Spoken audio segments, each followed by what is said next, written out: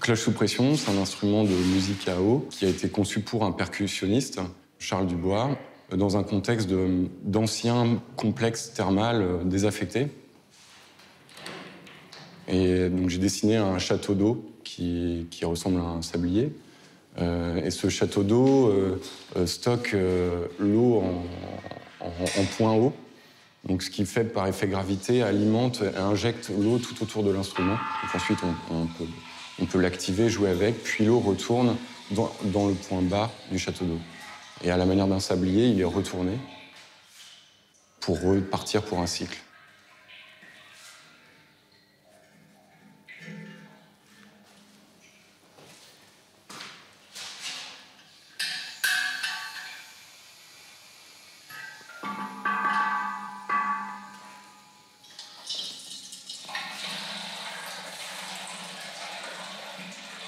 L'idée, c'était que l'instrument puise de l'eau dans une source, l'eau traverse l'instrument et se charge en son et est redéposée à la source. Lors de son activation, le percussionniste active les vannes, les tubes et déverse une goutte puis une autre dans les différentes cuves, ce qui fait varier les gammes et les tonalités de l'instrument.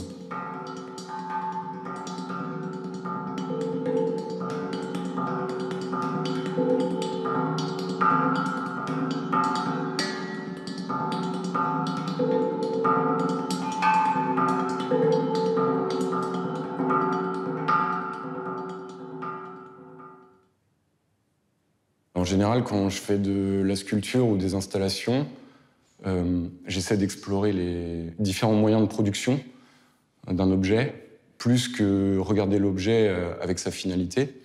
Donc, ce qui fait que j'explore, je regarde les processus de fabrication. Et bien souvent, un processus va engendrer une sculpture qui elle-même engendrera une autre sculpture. Je les nomme des sculptures-outils. Donc sculptures parce qu'elles sont toutes travaillées pour leur forme et leur autonomie en tant que sculpture, mais outils pour différentes notions, dont la notion d'échelle, l'échelle d'un corps, est activable par la seule force du corps physique, sans tomber dans un système de machine aliénante.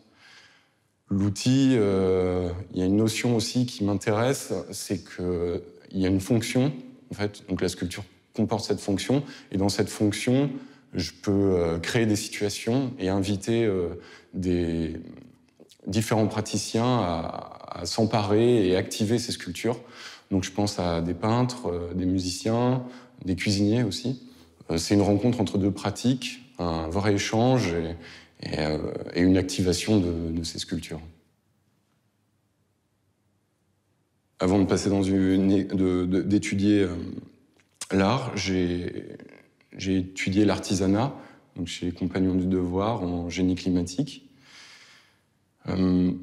J'ai étudié la plomberie, le chauffage et la mécanique des fluides, ce qui me rend sensible aux traditions et aux savoir-faire ancestraux qui se sont parfois perdus et effacés, et également aux inventions techniques de la pré-révolution industrielle, ou même tout début de l'évolution industrielle.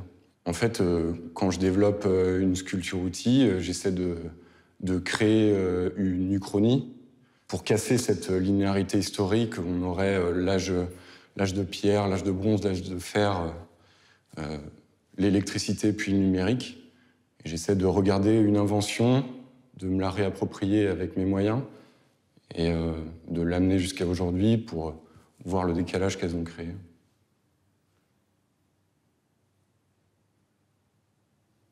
Le contexte peut être un point de départ pour fabriquer, imaginer en tout cas, un projet, une sculpture, comme cette fonderie sur le parking. C'était vraiment un point de départ, la terre. Qu'est-ce que je vais faire de cette terre qu'il y a sous cette nappe d'asphalte? J'ai regardé les manières de faire traditionnelles des bronziers qu'on retrouve encore aujourd'hui dans différentes régions du monde, qui consistent à enfermer un foyer sous la terre et se servir de cette terre comme isolant calorifique.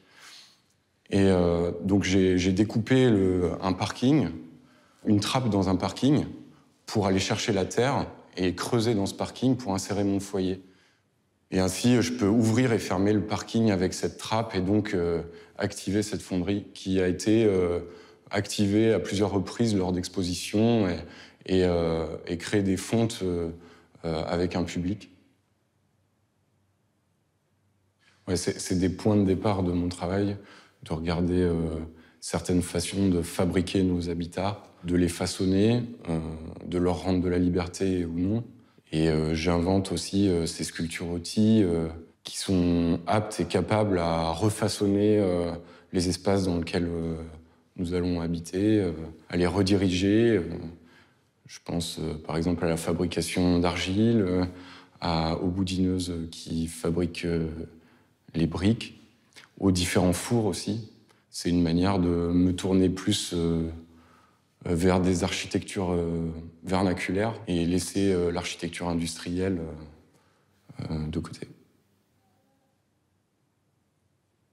Des théoriciens de l'architecture, en fait, de la pensée de la ville, pensée de l'urbanisme, pensée de nos espaces de vie, qui justement transforment ces contextes pour remettre en question nos corps dans les espaces. À un moment donné, mes projets prenaient racine dans ces théories-là aussi. Donc, m'apprenait à regarder justement certains contextes et à me dire qu'est-ce que je peux développer qui va me faire regarder ce contexte et créer un contre-dispositif pour réagir à ce qu'on nous a proposé à un moment donné dans cet espace, quoi.